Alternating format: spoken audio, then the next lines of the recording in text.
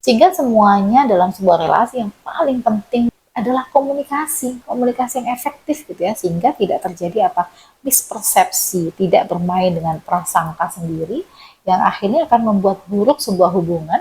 Kalau sebuah tim itu buruk komunikasinya, maka kepercayaan itu akan mudah pecah gitu ya, akan mudah terjadi konflik, sehingga apa yang terjadi pekerjaan juga jadi nggak bagus, nggak beres.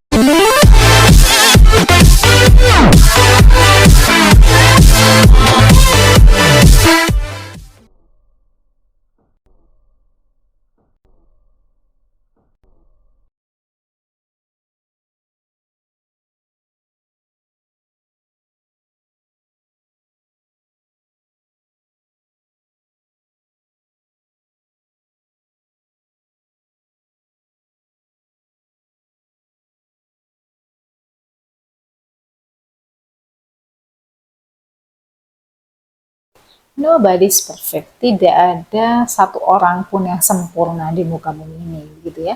Itu yang perlu kita ingat, gitu. Sehingga apa yang kita lakukan, kalau Anda sudah tahu bahwa menjadi perfect itu adalah capek dan lelah, sebenarnya tidak ada masalah dengan itu.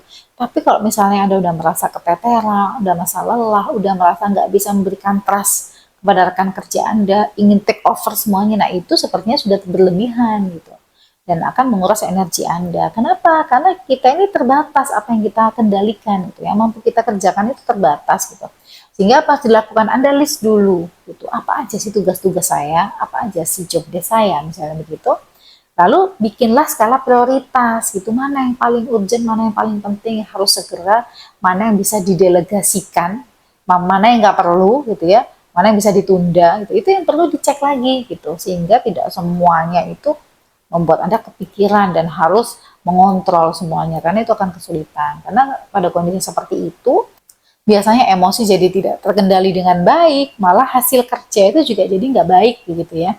Lalu kemudian, karena kita ini terbatas dan punya batasan, ketika Anda merasa tidak mampu membantu orang lain karena satu dan lain hal, kita tinggal sampaikan saja bahwa aku minta maaf, aku sebetulnya sangat ingin membantu, tapi aku nggak paham dengan bab itu, aku nggak paham tentang bidang itu, begitu. Itu boleh disampaikan.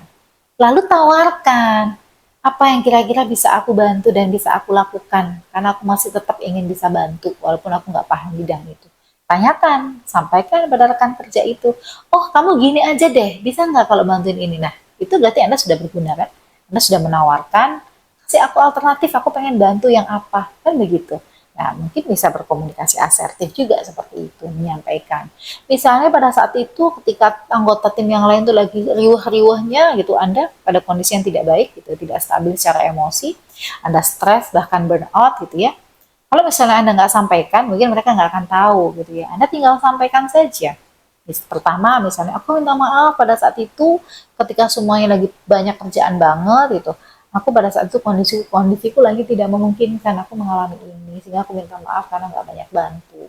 Nah, untuk menebus semua itu, misalnya apa nih yang bisa aku lakukan, yang aku bisa bantu sekarang?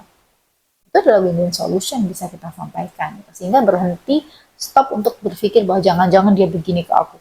Jangan-jangan dia begini ke aku. Mana evidence base-nya, ada buktinya gitu ya. Kecuali memang benar-benar ada yang ngecat, kamu kok begini-begini. Nah itu malah itu akan perlu Anda konfirmasi dan klarifikasi lebih lanjut lagi untuk menunjukkan bahwa kondisi Anda yang sebenarnya seperti ini.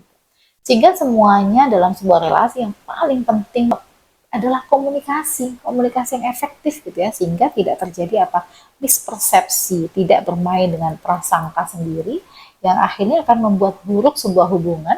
Kalau sebuah tim itu buruk komunikasinya, maka kepercayaan itu akan mudah pecah gitu ya, akan mudah terjadi konflik, sehingga apa yang terjadi pekerjaan juga jadi nggak bagus, nggak beres dan segala macam.